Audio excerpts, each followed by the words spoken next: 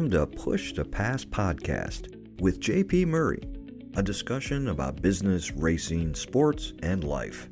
This podcast delivers insights on what makes businesses, teams, and people successful based on real-life business experiences. Following a career with America's largest associations, JP Murray founded the Murray Company, one of Washington, D.C.'s most successful consulting firms.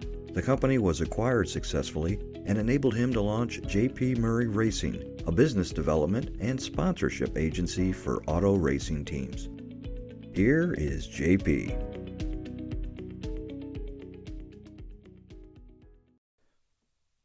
Hello there, it is JP. Today's episode, I want to chat a little bit about decision making. One of the most powerful aspects of growth, change, and improvement is our ability to decide and move on. The more decisions we can make and quicker, I think that just gives us more reps and we flex that muscle and we get better decision making. So let's chat a little bit about it. First, the power of no or yes. Which is it? We've got to make that decision a lot every single day. And in business over the last several years, I've read blogs, I've listened to podcasts, tweets. There are even books about a common theme. Say no to opportunities. Pick only the best ones that come up. Be selective, be exclusive. You've got folks, I love to see this on the internet. I only take 3 clients per year. Well, that's probably because you only have 2 that are really interested in the first place. But that's a whole other podcast probably. There's another narrative, and it is fire your clients, the ones that aren't productive, the ones that are not easy to work with. Here's the one thing that I've learned over the years. I don't know which project is going to be a dog, and I don't know which one's just going to be like a rocket and go into outer space. I'm not that smart, but I am a fan of the power of yes. In 40 years, there are projects. In fact, there are 3 that I can think of right now that change the trajectory of my professional life that I decided to take. And in each case, these were activities and projects and work job stuff that I didn't think would be very big. I didn't think they would really take off. And I really had to be talked into it. One of these programs became the largest revenue generator at the Murray Company for a number of years. We met new people through the project. We tried new things. We developed new skills.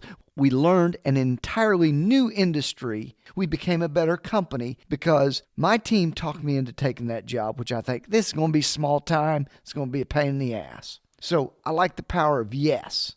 Before you take the advice of the no crowd or the limitation crowd or the small exclusive crowd, check their background. Heck, check my background. Do they have a business or not? Have they ever done anything? Man, I don't think the people that limit and select and get really exclusive and defined have that much success, to be honest with you. Do they kick ass or they just have a platform? So yes or abundance over no and scarcity. That's a decision to make. Another decision we make is whether to pursue something we are passionate about or stay in something that we may not be.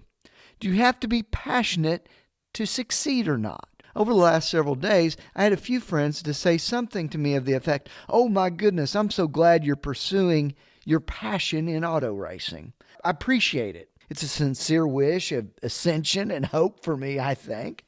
But do you need to pursue your passion? I don't think so. And here's what I think about that. Did you ever see me in association work or coaching softball? Man, I was a maniac in that stuff too. And I think you can succeed and have a fantastic time without being passionate about the specific industry or even the position. But here's what I think you need in every professional endeavor. 3 things. 1, full engagement. At that moment, on that project, there is nothing more important. 2nd, energy, the focus of everything, like your whole body, your whole soul, your whole mind, coming in it like a punch with everything behind it. 3, the disregard of other people's opinions. We've talked about this before. It's not from a lack of respect, but I think sometimes people don't put themselves all the way out there with full engagement and full energy because they're afraid someone will make fun of them, or they are afraid they won't succeed and people will laugh. And I think some people demonstrate this by not being all in so they can kind of exit the field of play quietly and no one will notice. Come on. Who wants to live that way? I want to go down in a blaze of glory if it's going to happen. Here is another micro decision that we probably consider every day. Do you ever not connect or call someone because you don't know what to say? Or sometimes the words just fail you? Yesterday I spoke to a friend of mine. He is very ill, very sick. And we've been friends for 4 decades, but not close necessarily by geography. And I hadn't seen him face to face for a very, very long time.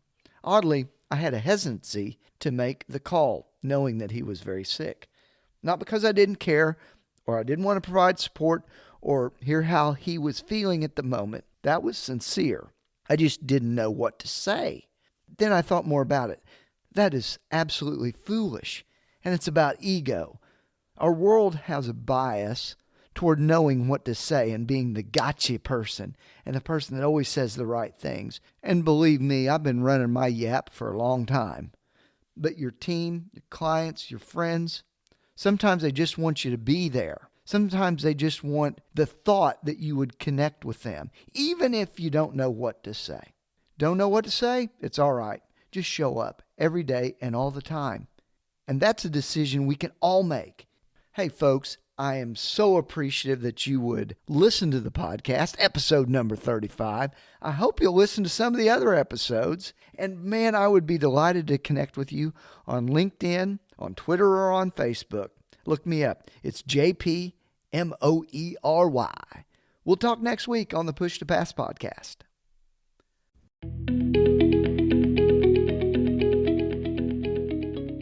Thank you for listening to the Push to Pass podcast with JP Murray, a discussion about business, racing, sports, and life.